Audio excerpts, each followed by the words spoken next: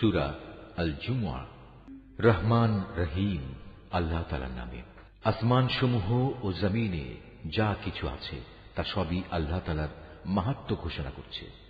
তিনি রাজাধিরাজ, তিনি পূত পবিত্র, তিনি মহাপরাক্রমশালী, তিনি প্রবল প্রজ্ঞাময়। তিনি সেই মহান সত্তা যিনি একটি সাধারণ জনগোষ্ঠীর নিরক্ষর লোকদের মাঝে থেকে তাদেরই একজনকে রসূল করে পাঠিয়েছেন, যে তাদের আল্লাহর আয়াতসমূহ পড়ে শোনাবে, তাদের জীবনকে পবিত্র করবে, তাদের আমার গ্রন্থের কথা ও সে অনুযায়ী দুনিয়ায় চলার কৌশল শিক্ষা দেবে।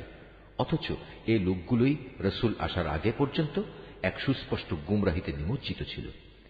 তাদের মধ্যেকার সেসব ব্যক্তিও গুমরাহিতে নিমজ্জিত যারা এখনো এদের সাথে মিলিত হয়নি। আর তিনি মহাপরাক্রমশালী ও পরম কুশলী। রসূল পাঠানো এটা আল্লাহ তাআলার এক বিরাট অনুগ্রহ। যাকে ইচ্ছা তাকে তিনি এটা দান করেন। আল্লাহ তাআলা মহা অনুগ্রহশীল। যাদের আল্লাহর কিতাব তাওরাত বহন করার দায়িত্ব দেওয়া হয়েছিল কিন্তু তারা এটা বহন করেনি, তাদের উদাহরণ হচ্ছে সেই গাধার মতো যে কিতাবের বোঝাই শুধু বহন করল, এর কিছুই বুঝতে পারল না।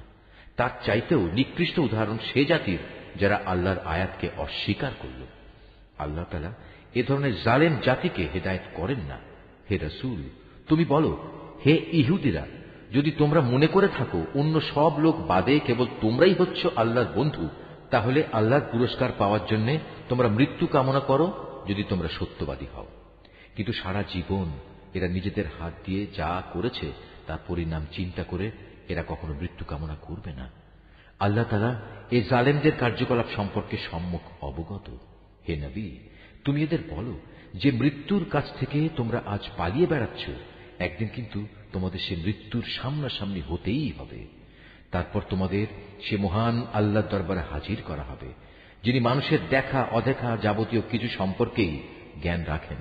অতঃপর তিনি সেদিন তোমাদের সবাইকে বলে দেবেন তোমরা দুনিয়ার জীবনে কি করে এসেছ।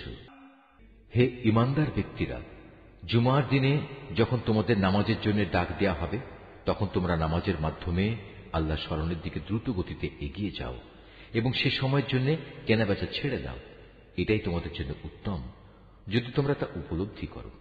অতঃপর যখন জুমার নামাজ শেষ হয়ে যাবে, তখন তোমরা কাজকর্মে পৃথিবীতে ছড়িয়ে পড়ো এবং আল্লাহর অনুগ্রহ তালাশ করো আর আল্লাহকে বেশি বেশি স্মরণ করো। আশা করা যায় তোমরা সাফল্য লাভ করতে পারবে। আল্লাহ তাআলার এসব নির্দেশ সত্ত্বেও এরা যখন কোনো ব্যবসায়িক কাজকর্ম কিংবা ক্রীড়া কৌতুক দেখতে পায়, তখন সেদিকে দ্রুত গতিতে দৌড়ায় এবং তোমাকে নামাজে একা দাঁড়ানো অবস্থায় ফেলে যায়। তুমি বলো, আল্লাহ তাআলার কাছে যা কিছু রয়েছে তা অবশ্যই খেলাধুলা ও বেচাকেনার চাইতে বহু গুণে উৎকৃষ্ট। মূলত আল্লাহ তাআলাই তার সৃষ্টির সর্বোত্তম রিজিক দাতা।